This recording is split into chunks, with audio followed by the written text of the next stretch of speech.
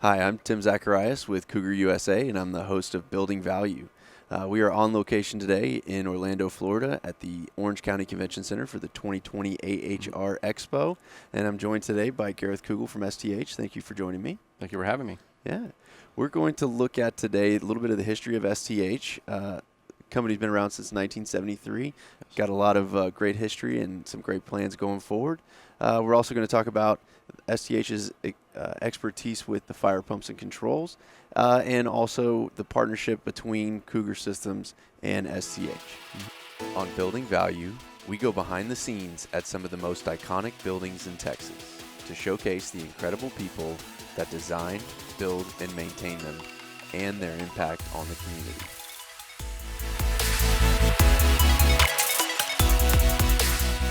Obviously, it's a family business, but how did you get into this industry then? So my uncle, John Schaefer, he's the S and STH. He had the business and for years. Started the business in '70. Well, he got started in the '60s.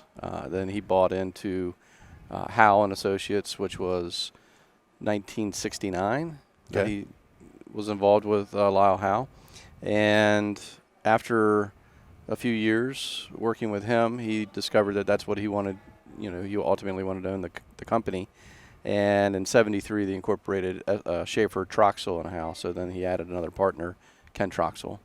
So it was John Schaefer, Ken Troxel, and then Lyle Howe. And Howe was the kind of guy that all the years that he put pumps out into the Washington, D.C. area, all he wanted to do was startups. He said, I don't want to deal with collections. I don't want to deal with contractors. I want to just do the startups. Sure. And so it worked out great because they grew the business many years while he was still involved. And they were able to, add product lines and things like that. Didn't have to worry about startup because he handled it all. So worked out well for him. And then I got involved because I looked at the car he was driving as a kid growing up and said, Mercedes looked nice. I think I'd like that. So I started mowing his lawn for him and doing odds and ends around the house for him. And then I said, when can I get involved in the business? And he said, graduate, and then talk to me. So I did, high school. And then he said, are you going to go on to college? And I said, no, I think I'm just going to work for you. And then he put me in the sewage pit. And I said, yeah, I think I'll take a pause. I'll come back. I don't want to do this. Right. So I went to did a 5-year stint of college and came back and got involved in the business, and it was great. So So when was that you actually started going to work at STH then? Well, it started in '89, and then I would work over the summers and breaks and things like that through college, and then technically in 1994 is when I really jumped in and got into the aftermarket business, and that's where I just fell in love with the business because people were like, we were talking the other night that people enjoy you showing up because you're solving their problem, and they'll even grab you a parking spot.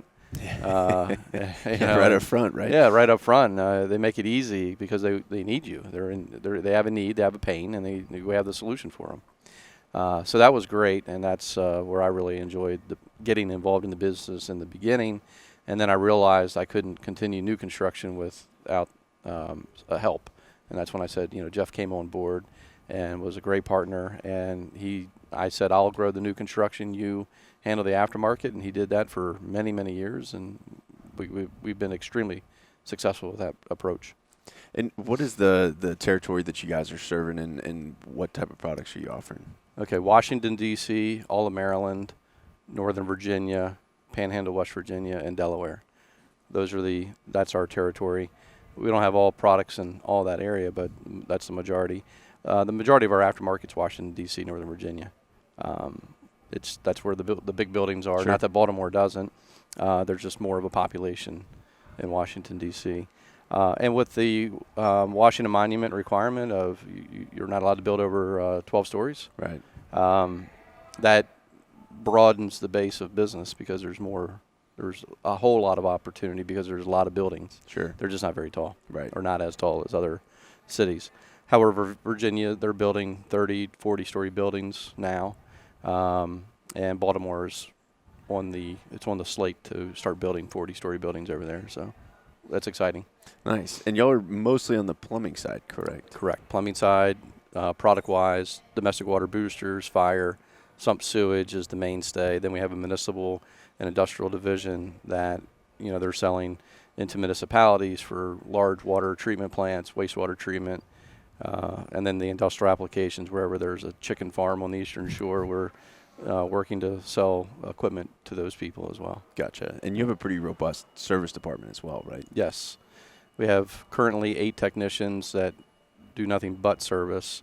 We have startup technicians, 2 of them that will handle the startup and commissioning of the equipment and any what I call light warranty or initial warranty call that they will go out and verify. And that's helped out a lot. It's been 2 years now. When you're running a service division, startups were a distraction because of cancellations and things like that occur. A lot of challenges on a new construction site, sure. Lots of challenges. So we decided to break that off to 2 individuals that could respond to those needs and, be flexible. Sure. And that actually helped our service division because then they were able to plan work in advance without disruption. And that has been a big, big help. And in addition, we discovered that having 2 startup and commissioning technicians, they uncovered factory issues immediately. If you spread it out over 10 people, you do not see you don't see the issues. They don't rise to the top, and they do now. And then we can alert the factories that there's an issue. Sure, it's an interesting approach too. I mean, and being able to better serve both sides by kind of specializing. So that's awesome. And a lot of rep firms across the country don't necessarily have that big of a service team. So that, it's a great way for you guys to kind of continue and to serve those customers after the sale. Well, it's interesting too because we recognized also immediately that relationships were being built because there was 2 people that were catering to those contractors' needs. And they were able to develop a relationship and then actually start to train. Here's what we're looking for, what we need to be able to do our job. And I recognize that your team's not doing that. How can we, we can, provide additional training or we can help on the job. Sure. To help. Yeah, get them off the job faster as well. It does. And a lot of, I would say majority of the contractors recognize that that's a big help. So it's really worked out well. Yeah, we see that a lot in our market too, and it extends beyond the plumbing contractor that's installing job. It also affects the general contractor and even a lot of times the controls guys when they're having to do the integration with the BAS. So you could definitely see that repetition paying off. It does. It's all about frequency. Yeah. So, I know, and you mentioned Jeff already, and recently now with JD as another partner in the business, and really sounds like you guys are done a lot of work to kind of take the company to the next level. What have you guys been working on, and what's going to be the growth for STH and the impact for your customers? Well, as you said, mentioned JD, I feel like we've been working on succession plans since I was trying to develop a succession plan for John Schaefer. As soon as we completed that succession, then we started working on Jeff's. And now I'm working with JD on the next group of people. So it never stops. If you do stop, you'll fall behind immediately. And then you're going to have gaps in your company. And I meet other companies and they have age gaps that are wide open. Yep. You could drive a truck through it. And we're lucky that we do not have that, and not only in the ownership, but also even within the company that we have 20-year-olds, 30-year-olds, 40-year-olds, 50-year-olds, 60-year-olds. So it's a nice blend, and you have to. Yeah. And so I'm excited that we recognize that and we continue to build on that. But as far as growth in the company, we have certainly aftermarket HVAC is an area that we want to grow. Our municipal industrial division, the industrial piece is brand new to us. Although we look back at what we've done over the last probably 5 years, and we actually do service the industrial market. We just didn't recognize it. Sure. We're like, oh, that isn't really industrial, isn't it? Yeah. From the definition that most manufacturers use, our definition was slanted, but now we're more aligned, and we understand that. And so industrial is going to be a growth aspect for us, especially then also as far as territory. The eastern shore of Maryland and Delaware is a major growth area. That's Jeff's next challenge, is that he wants to develop that. And that's what Jeff's really good at, is developing new markets and territory. It's what he's done his entire life, and he enjoys it.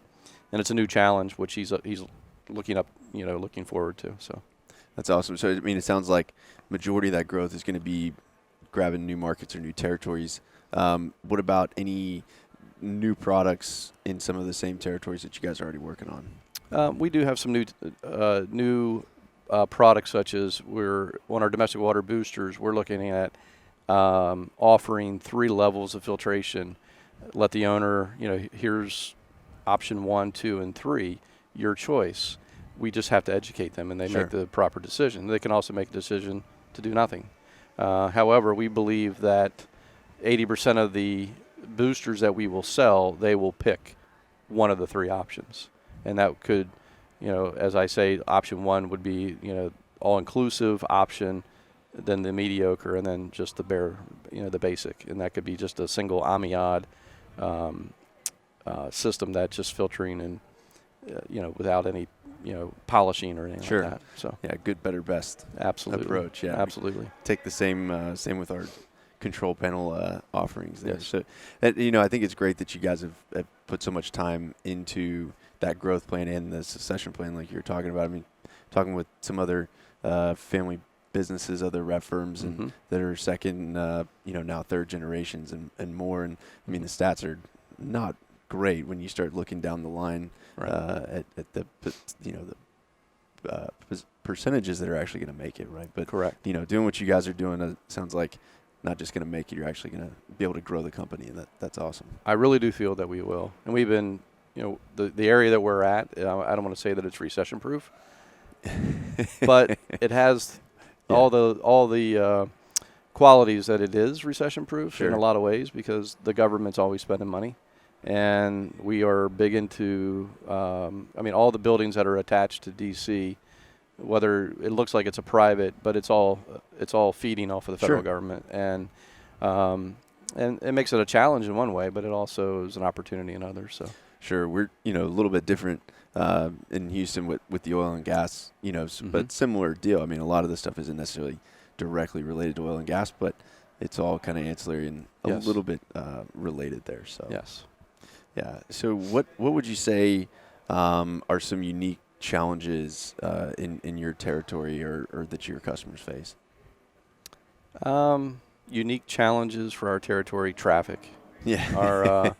Our technicians it's just demoralizing. I mean, every day that they get up and we've looked at, do we look at a 4 10-hour day? Can we start at 6 a.m. rather than 7? How can we get in and out of the city quickly? Yeah. And it's one of our largest challenges is that. And then do we look at remote technicians? We right now, just in December of last year, 19, we looked at, let's put inventory in the city. Sure. With a remote inventory system. And that not only is it helpful if you forget something or that you need something that you do not have on your truck, then you can go gather that material. In addition, though, it allows us to have remote techs so that they're not necessarily where our main office is, 50 miles outside of D.C. They could be in Southern Maryland now. Yeah. So it's expanded our abilities to look at technicians. And that's been a major challenge. And that's all related because of the traffic. Right. But you're able to respond quicker to your customers. I mean, that's Correct. brilliant. It is. And I tell you what, it's actually cheaper to have a remote storage than it is to even have it in our warehouse, because when you look at the price per square foot, it's actually cheaper. Even you have less travel and everything inside else, the Beltway. I mean, it's inside the Beltway of Washington, D.C., and it's actually cheaper than what we pay in Frederick, Maryland. Oh, wow. Yeah. That's awesome. Yeah. That is I was talking with Devin with Hurley in Seattle, and they have traffic issues, but theirs is more driven by geography than anything else. So it's just it's interesting. There's probably 15 different freeways in Houston. So while we have traffic, it's not at all what you guys are dealing with. So it's an interesting challenge for you guys to face. It really is, and for young men to either right out of high school or right out of college to say, I want to sit for 2 hours in the morning and in the afternoon in my truck vehicle. I mean, it's just, no, they don't want to do that. Yeah.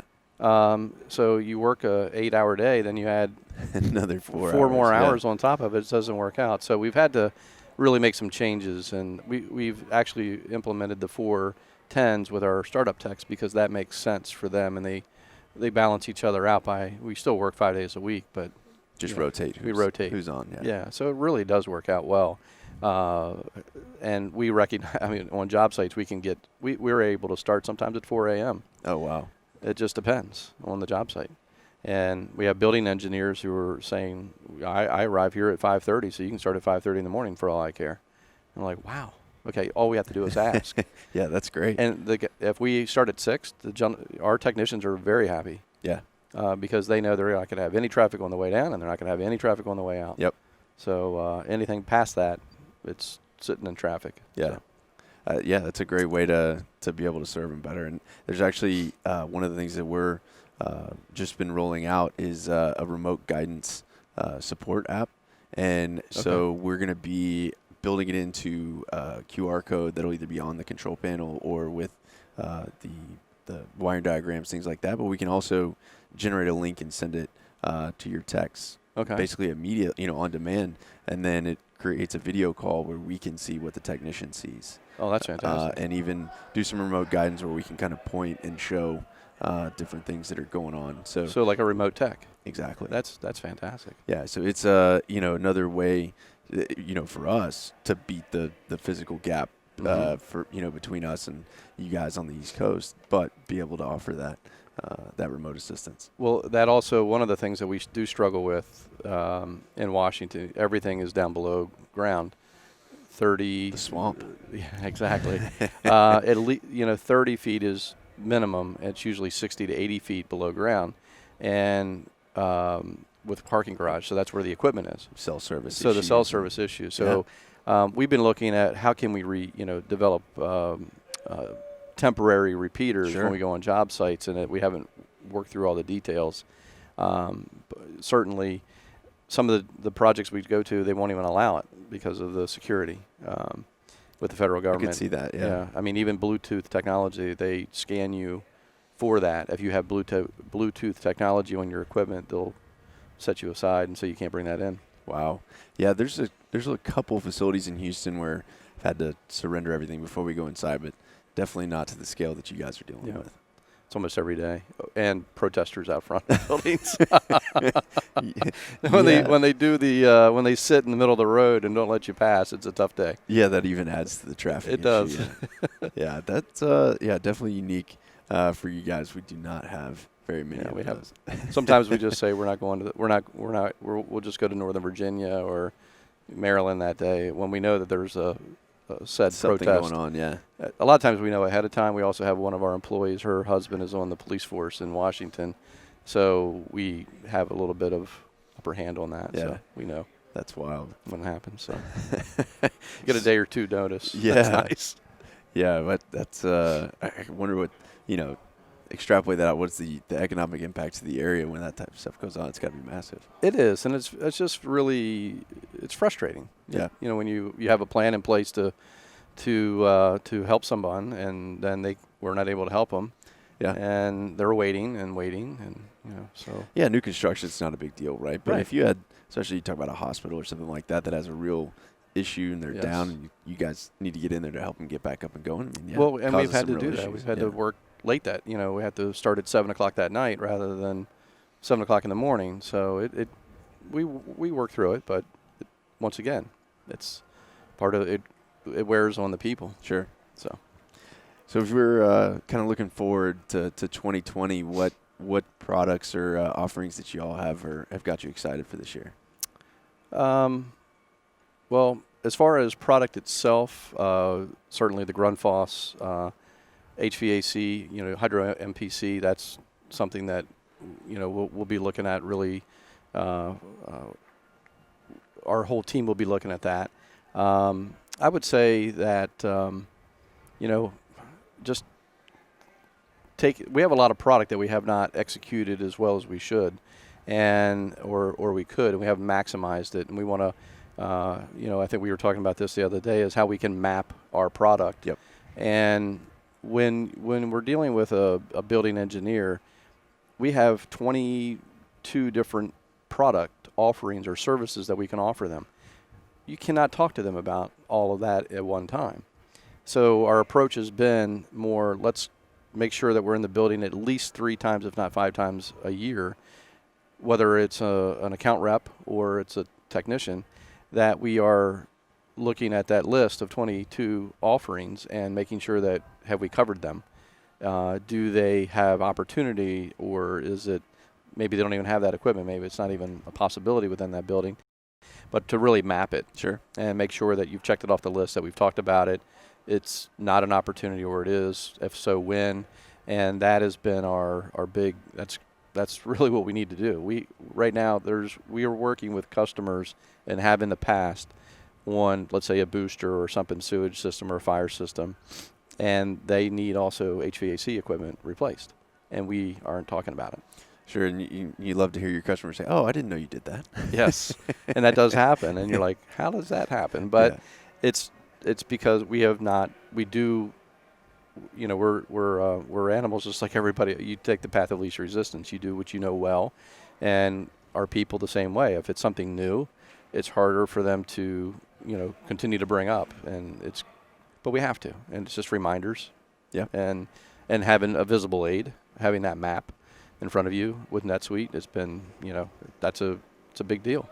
Yeah, I mean, it's going to be valuable for your customers too, right? I mean, yes. Some of these guys, maybe moving from building to building and not know what all they have. So for you guys to yes. be able to have that inventory or map for them could be huge. It is. When we meet once a year with a large property management company that we've been doing preventative maintenance for years, I think that we have over 80 pieces of equipment of theirs on our preventative maintenance. And when we are able to go in and have that business meeting, it's not a sales call, it's a business meeting now that we developed. Yeah. And we're talking to them at the highest level, and to a point where they're saying, well, when we build another building, I don't want that, I want this. And we say, great, we can do that. So, but I need connections to the people that make those decisions on your new construction side. Sure. And then they develop, they'll connect us, and then that happens. And that's what we're looking for. That's what we call the full circle of our business. Yeah, and it's really valuable information for those guys that are in these existing buildings to give that feedback to the new construction. Hey, this didn't really work, or hey, this works great. Let's keep doing that. Yes. So that's great that y'all are able to complete that loop. And there's really, it's really not every property management set up that way. A lot of people say, well, that's a totally different world over there. They're going to do whatever they want to do. I'm just the one that has to put up with it. And you're kind of like, well, let's break the barriers down, and hopefully it will happen. Sometimes it happens, and sometimes it does not. Yeah. So what would you say makes STH different than the others in your market, other competition? Our competition? Yeah. Well, one, they have not invested in the business the way that we have. We feel that we don't pull the money out. I mean, we do. We pull some, but we invest back into our business. When we do that, we are building our business. Most of our competitors, I look at our typical, I would say the Tiger Flow guy. They're good competition, but they do not have the service division. They do not have the amount of startup technicians, the sales support. They do everything. Their sales account reps do everything. And we have invested into these areas because we know we are more responsive. Sure. And our quality is much better because of that. And we win business because of those issues. I mean, of those items that right there. We do not have to be the low price. Yeah, and it's interesting. I completely agree with what what you're saying, and we've made similar investments in that kind of back office and those processes, and the effect on how well you're able to process those orders and serve the customers is awesome, and like you said, helps you earn that future business. So it really does. And then also same with engineering. Many of our competitors in our area do not call on engineers. They just have said that's not what we do. We'll mail you a catalog, or we'll send you a link to our online information, but that will be all. And it's like, why? I don't understand that. And I'm glad that they do it that way, because we will show up to their doorstep and assist. Sure. And sometimes it's an assist, sometimes it's just a review of what they've already done, depending on the engineer and what their capabilities are. However, sometimes we find that the ones that need us the most are our most important ones. I mean, they really are. And we can really work with them and help them self-discover what's really available. And some of them, they respond very well. So we're excited about that, and we've invested a lot into that category too, on the not only our municipal industrial side, but also the commercial side. Yeah, that design assist with the engineers is critical. It is. For the new construction process to really go well. Yes. Right. Yep. So yeah, we definitely have been, Scott especially, investing a lot of time there as well. Yes. So, over the last couple of years, Cougar's partnered with STH. And you guys are our Cougar Systems rep for that Eastern Coast. What was it that drove you guys to partner up with us? Well, when I first saw you, it was at a show, one of the shows, and I saw the Cougar panel with the Grundfos product inside of it, and I was like, wow, what's that? I need to know more. And that's when I met Scott, and he was talking to all the different capabilities that you all have, and I was like, you're not just this market. There's multiple markets that we can be looking at. And when he came in, it was pretty evident. And so pretty much what I have found is that it's nice to know that you can offer your products are scalable, and that we can fit those in different areas, and it makes sense. So. Yeah, that's the panel that you're talking about that grabbed your attention is it's part of our elite series. So we have the good, better, best as well, and that is the best level with that panel. But that panel specifically has been awesome. But in general, like you said, we've tried to be the manufacturer that we would want as a rep firm, right? So we're trying to bring those designs and the support that we would want as a rep firm to you guys. So hopefully that's coming through. It has. It has. That's what I like about when I work with Cougar. You all understand our struggle, because you all have felt that in other areas, and it's evident. So. Yeah, I mean, two ways, right? One is in some of the designs, some of the small changes that we've made over the years from my dad and Scott spending hours out in the field struggling with some of the stuff, and then also that back end support that we talked about. So awesome. So another thing I think that's unique about STH is that you're serving both the plumbing and doing the fire pump side. So can you tell me about that a little bit? Yes. Well, and fire was what I grew up with, so it's I have a passion for that business. The fire it's unique because when an engineer is calling for the first time, it's typically that they want to know what is the horsepower of the fire pump so I can size my generator.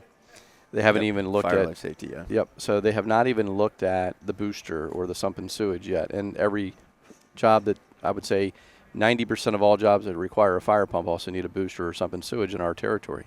So it's really it's very helpful for us to know. Sure. So we get that call first before our competition would receive that phone call. And so we recognize that we can help them with that. Then we say, oh, by the way, how about your booster, your sump and sewage? So it's kind of it's a drawing card for us. That's really helped out on the engineering piece. On the contractor side, the contractors enjoy the people who buy from STH are ones that enjoy receiving a quote that's accurate. That someone who has been engaged with the engineer, that it's covered, that there's no surprises. Also, they enjoy having our submittals very clear, and that we typically, I would say, 90+% of the time, the submittals go through and approve the first time, not 2 or 3 or 4 times, which we know that happens with the other guys because we're part of the rejection process. So that is unique for us, that the contractors, and they recognize, and there's a value in that.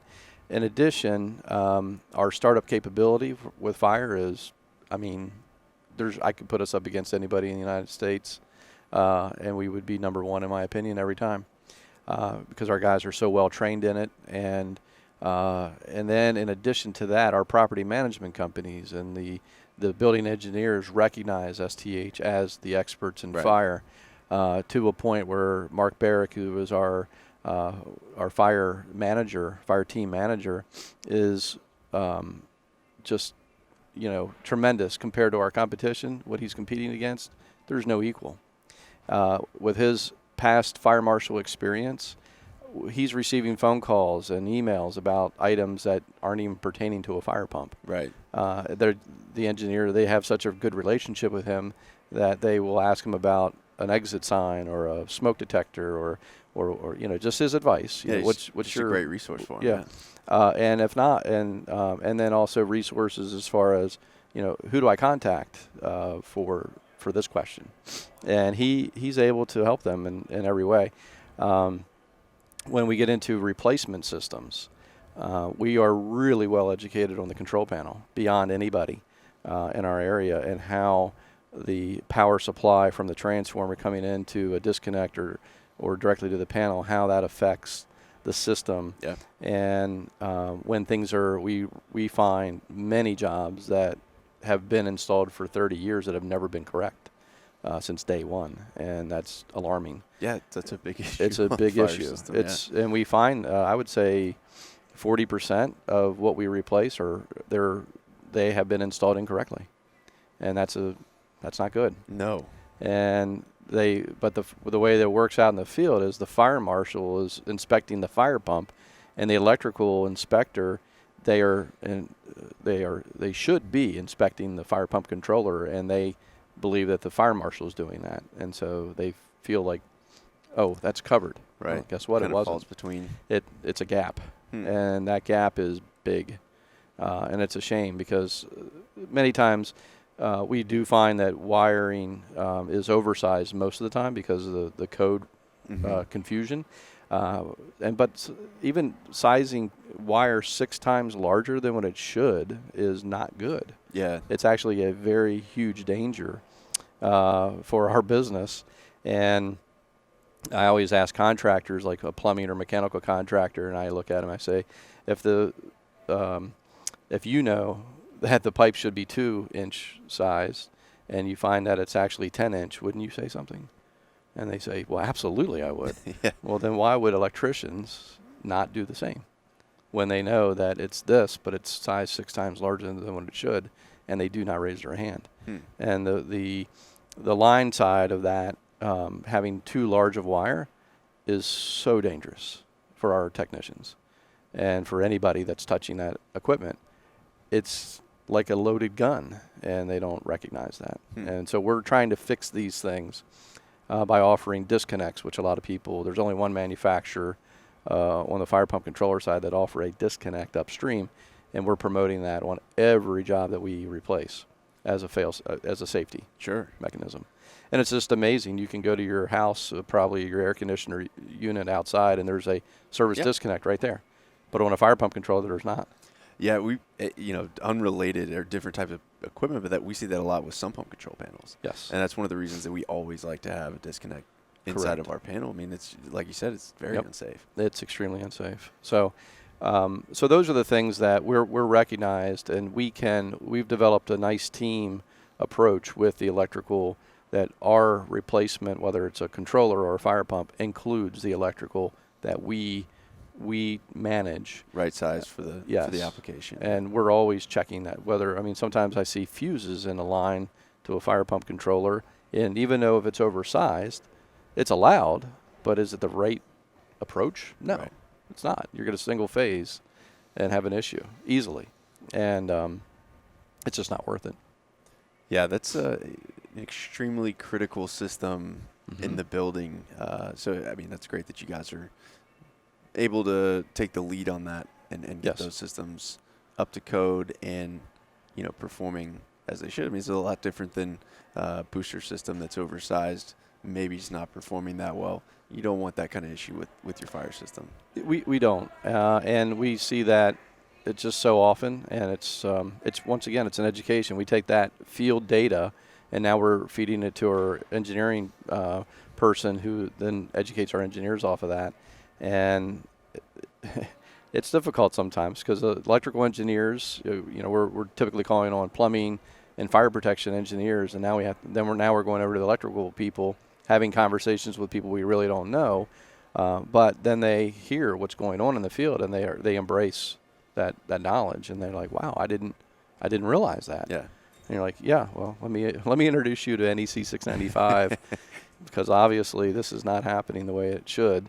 And here's what can happen. A lot of times, oh, well, it's larger. It's no big deal. No, it's a big deal. Yeah. It's a real big deal. If you want to keep people safe, it's a big deal. And we do. Because the fire pump, there's no safety in the controls. I mean, the fire pump's going to run. I mean, it's meant to run. Meant to run regardless of any issue. So it'll dead short, and I think it'll hold 300% of full load amps for indefinitely and 600% for 30 seconds. So by the time that hits you, you're cooked. That's too much. You're done. Yeah. And we've had accidents in our area, and I know others. Thankfully, not our technicians, but other electrical people that and sprinkler contractors who have gotten, had an issue, had an accident, and some of them never were the same, and it's unfortunate. But I knew a gentleman that he was just changing out a pressure switch. And thought, no big deal. He was just changing out a pressure switch. Luckily, he was in a hospital where he was doing it. Oh, gosh. And when he was electrocuted, they were able to save him. And but he was never right after that. And it's a shame. It shouldn't have been that way. Yeah. So, but fire pumps are, if managed properly, we can make them safe. And there's plenty of business out there for everyone. And I just wish we could raise the bar of my competition because there's a lot of things that are just not done right. So it sounds like it sounds like you're leading the charge on that. So we are. That's good.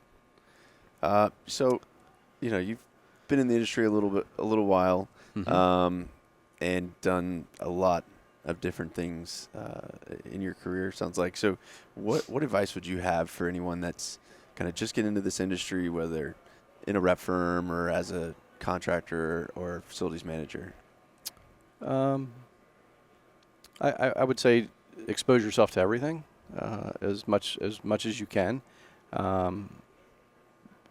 That way you can, and then find out what you're passionate about.